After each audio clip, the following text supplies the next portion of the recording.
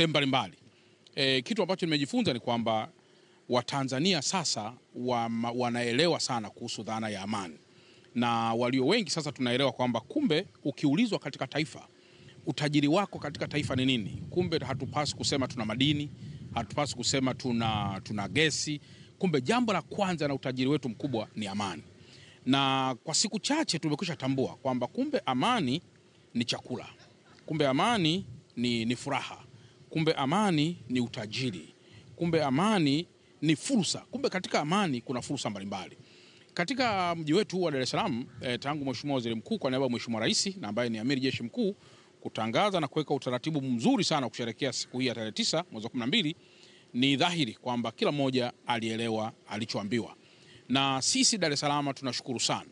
Tangu taifa hili limeasisiwa mwaka 1961 katika kupata uhuru wake, tumerithi amani kutoka kwa waasisi wa taifa letu, na mpaka leo hii tunaiona amani kama tunu. Kwa hiyo kutoka tarehe 29 mpaka hivi leo unavyoona ni jitihada za serikali na Watanzania wenye mapenzi mema kuendelea kuilinda amani ya taifa letu ili sitoweke.